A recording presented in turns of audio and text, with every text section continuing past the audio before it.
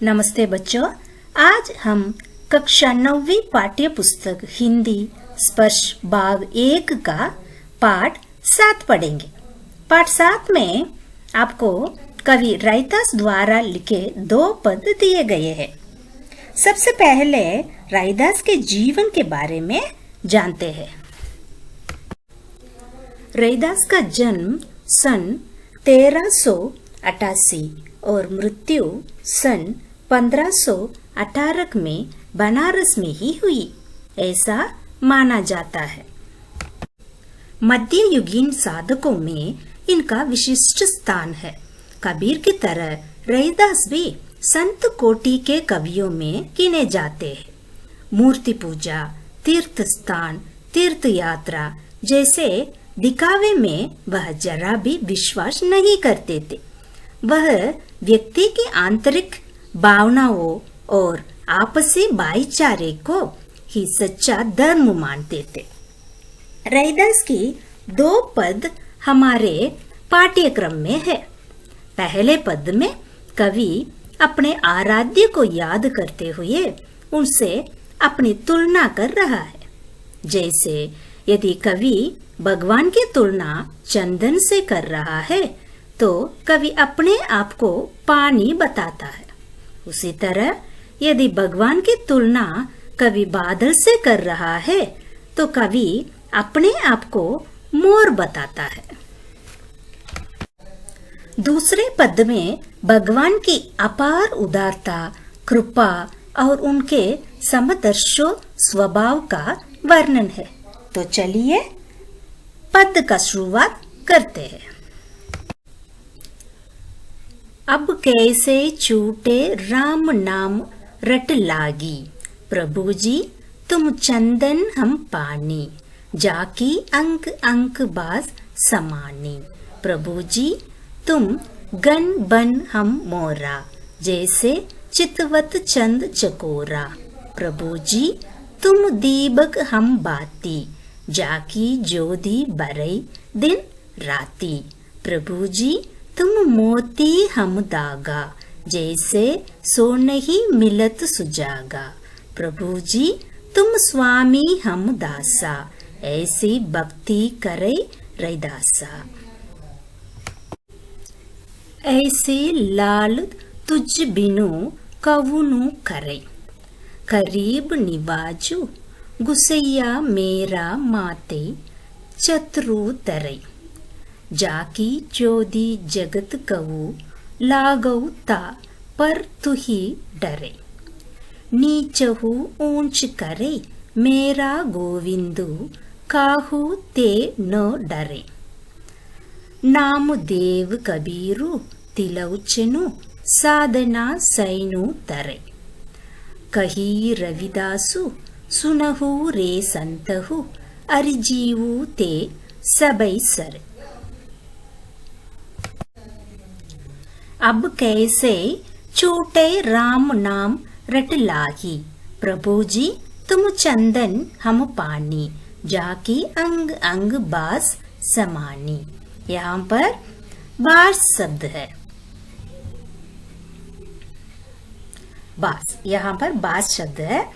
इसका अर्थ गंदा या वास, और शमानी, समानी शब्द का अर्थ समाना, सुगंध के बस जाना या बसा हुआ। कवि भगवान से कहता है कि हे प्रभु, यदि तुम चंदन हो तो तुम्हारा भक्त पानी है।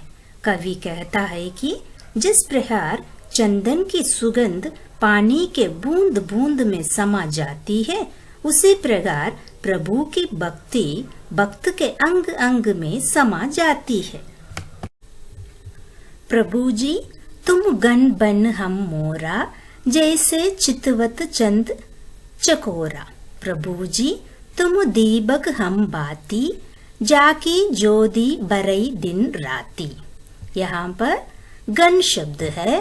गन शब्द का अर्थ है बादल, और मोरा, मोरा कहा जाता है मोर या मयूर, और चकोरा, चकोर शब्द है। चकोर जो है वो तीतर जाति का पक्षी है जो चंद्रमा का परम प्रेमी माना जाता है। और बाती, बाती कहा जाता है रूई को। और ज्योति, ज्योति कहा जाता है ज्योति को। और बैरई, बरई, बरई अर्थात बढ़ाना, बढ़ाना को। और रात्रि, राति शब्द का अर्थ है रात्रि। कवि भगवान से कहता है कि हे प्रभु, यदि तुम चांद हो तो तुम्हारा भक्त उस चकोर पक्षी की तरह है जो बिना अपनी पलकों को झपकाए चांद को देखता रखता है।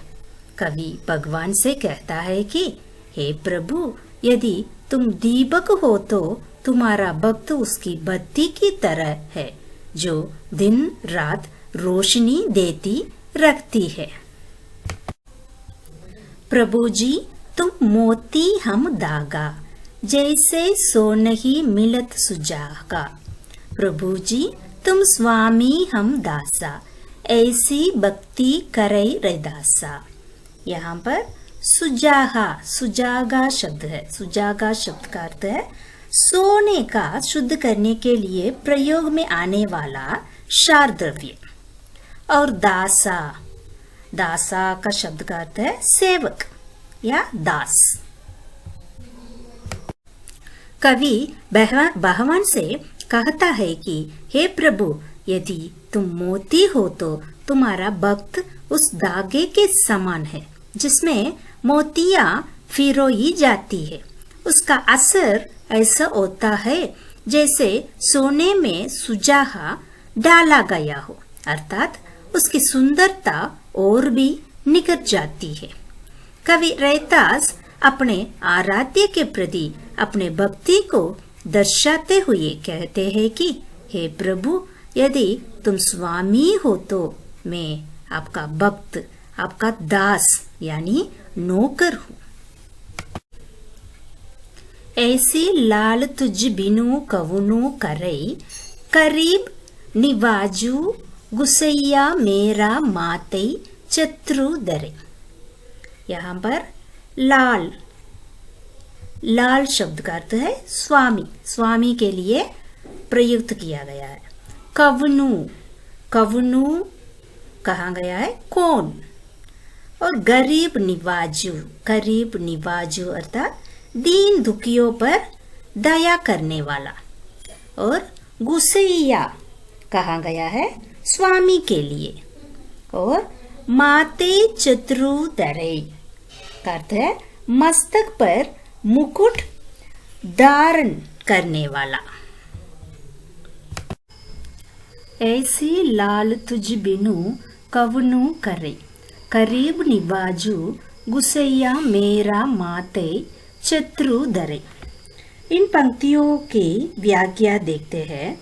ऐसी लाल तुझ बिनु कवनु करे, यहाँ पर जो भगवान की महिमा के बारे में कवि कहते हैं कि हे भगवान, तुम्हारे बिना जो है कोई ऐसा नहीं करता। क्या नहीं करता? गरीब निवाजू गुसैया यानी कोई दीन दुखियों पर दया नहीं करता भगवान के सिवाय। मेरा माते चत्रु धरे यानी जो भगवान है उनके माथे पर मुकुट शोभा देता है। ऐसे भगवान जो है दीन दुखियों पर अपनी दया दिखाते हैं। जाकी ज्योति जगत कहू लागौता पर तुही डरे, नीचहु ऊंच करे मेरा गोबिंदु काहू ते न डरे। यहाँ पर ता पर तुही डरे अर्थात उन पर द्रवित होता है। नीचहु, नीचहु ऊंच करे अर्थात नीच को भी ऊंची पदवी प्रदान करता है। कवि कहते हैं कि संसार के लोग जिन्हें अछूत समझते हैं भगवान उन पर भी दया दिखते हैं। भगवान के छूने से अछूत मनुष्यों का भी कल्याण हो जाता है, क्योंकि भगवान अपने प्रताप से किसी नीच जाति के मनुष्यों को भी ऊंचा बना सकते हैं। अर्थात भगवान मनुष्यों के द्वारा किए गए कर्मों को देखते हैं, न कि किसी मनुष्य की जाति को। नामदेव कबीरु तिलोचनु सदना सैनु तरे कही रविदासु सुनहु रेसंतहु अरिजीवु ते सबई सरे। यहाँ नामदेव है जो है वो महाराष्ट्र के एक प्रसिद्ध संत थे। तिलोचनु जो है वो एक प्रसिद्ध वैष्णव आचार्य थे। सदना जो है इसका एक उच्च कोटि के संत जो नामदेव के समकालीन माने जाते हैं।